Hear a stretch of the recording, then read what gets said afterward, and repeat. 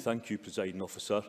In moving this motion today and bringing forward this debate, we want to encourage a wider discussion in this Parliament and indeed across the country to build a consensus about the kind of public services we want in Scotland and how they are to be paid for. Whilst we will make the case today for using the powers of this Parliament to invest in public services, we also make the case for using the resources we have in the most effective and efficient way to tackle the big challenges we face of deep-rooted poverty and deprivation in our communities through a comprehensive anti-poverty strategy for Scotland and for a more direct government action to grow our economy, increasing the resources available for investment. So in a time where too many of our public services are struggling to cope and some veer towards crisis, we say government should increase the tax take by asking those who can pay a bit more to do so. But alongside this, we also say we must be more ambitious in driving our economy and increasing the tax take in the medium term by supporting more and more people into decent jobs. The budget as it stands does not and will not achieve these aims. Let me begin with local government. I want to make the point, if we are to succeed in tackling poverty, closing the attainment gap, developing high-quality local services and growing the economy across Scotland, then we need to do government differently. The fact is that Scotland is one of the most centralised countries in the Western world, and the creation of the Scottish Parliament in 1999 did not lead to a continuing devolution of power closer to the people. Instead, we have seen politicians in Holyrood trying to control more and more of the power and decision-making away from the local level. This centralist approach has led to a much weaker relationship between local and central government in Scotland, and all too often a lower quality of service being delivered as a result.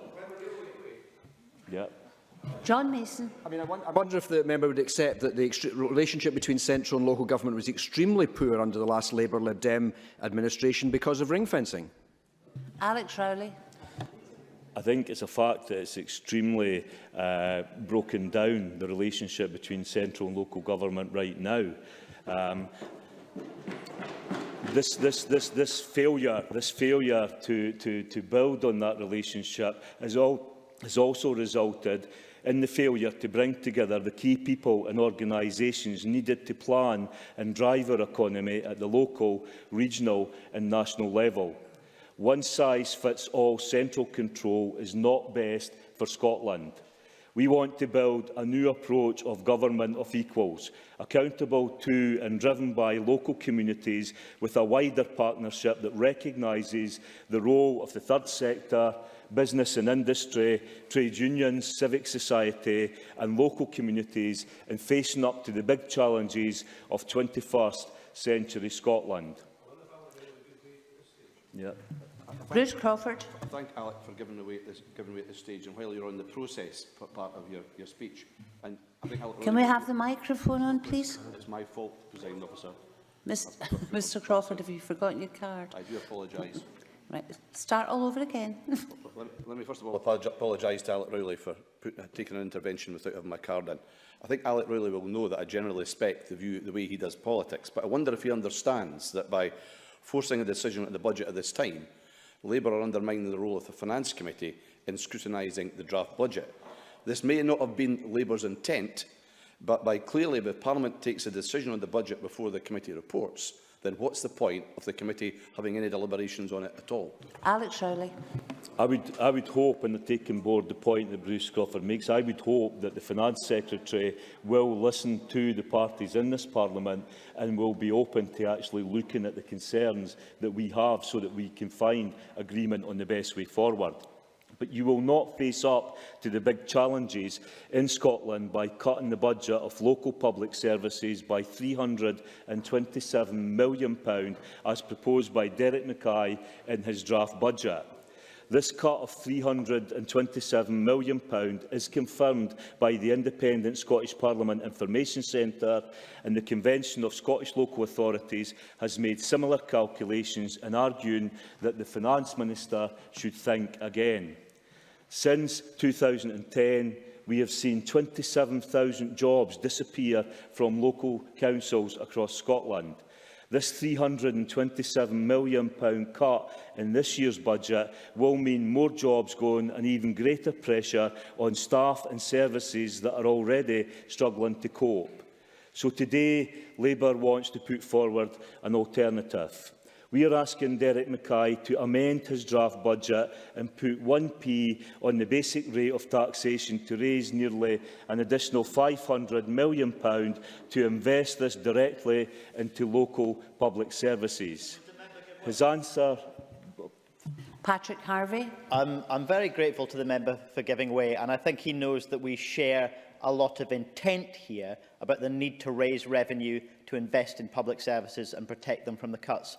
But why should that be focused on the basic rate? Can the Labour Party explain why low and middle income earners should be asked to pay more tax rather than those who can genuinely afford to pay? Alex Rowley. We'll come on to that point and I better make progress. His answer on this today and the point that Patrick Harvey makes is that he won't increase tax for lower paid workers. So let us be open and honest about what this proposal would mean for people on different salaries. If you earn below £21,000, you don't pay more. If you are on the median salary of £28,000, you are being asked to pay just over £1 more a week, an extra £65 a year. A police sergeant on £41,000 is being asked to pay an extra £203 a year. An MSP in this place on £61,000 would pay an extra £526 a year. And the First Minister, on a salary of £151,000, would be asked to pay an extra £1,786. So to the point that Patrick Harvey makes, it would be the collective power of all those individuals paying a little bit more according to their means that would pay for the much-needed investment in education, in home care and in the future of our country. But what Mr Mackay has attempted to do is hide behind a 3% increase in council tax. He seems to think that he can blame councils for any increase in the unfair SNP council tax, which he himself has factored into the calculation of the funding councils are due to receive. You could not make it up, but Derek Mackay has. Remember what Nicola Sturgeon said before the SNP came to power in 2007. She said, and I quote, "The fact of the matter is the council tax is unfair and cannot be improved by tinkering around the edges." She pledged, "We will scrap the unfair council tax." 10 years later, Presiding Officer, they are not going to abolish the council tax. They are tinkering around the edges and they're telling councils to put it up by 3%. Let this Parliament be clear. The council tax was unfair in 2007 and it is just as unfair today. And I do believe that after 10 years of promising to get rid of the council tax and failing to do so, it is now fair to put the ownership of this unfair, failed tax squarely at the door of the SNP. Derek Mackay says he is willing to talk with other parties about alternative local taxation. We say the starting point of any talks must now be an agreement that the SNP council tax has to go, and there needs to be a timetable agreed for its abolition. Nothing else will do. And when it comes to funding local public services, in the short term we must agree additional new monies. Nothing else will do. The draft budget would have you believe that the answer is wider public service reform. As I said at the beginning of this speech, it is government reform we need. We must reform the way we do government. But we should be clear, no amount of tinkering with structures will make up for the fact that we need more investment in our local public services.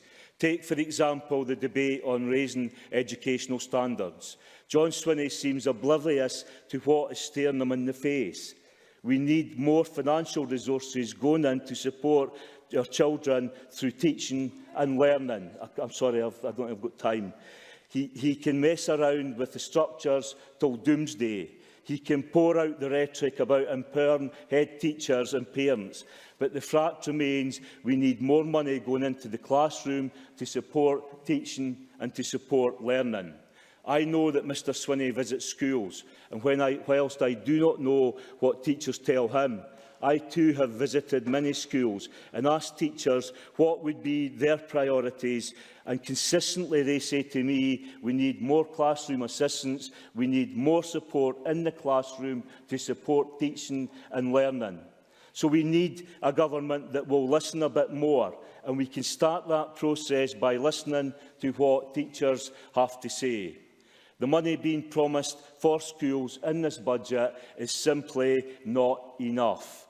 Today, we call on the Finance Secretary to reintroduce the 50p top rate of income tax for the richest 1% in our society and put this money into the education of our nation's young people.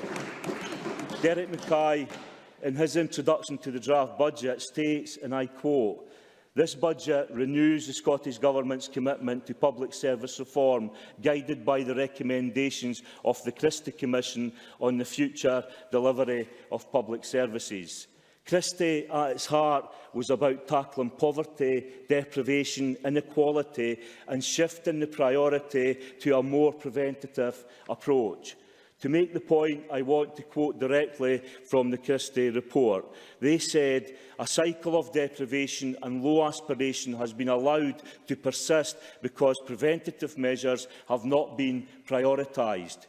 They went on to say it is estimated that as much as 40% of all spending on public services is accounted for by interventions that could have been avoided by prioritising a preventative approach.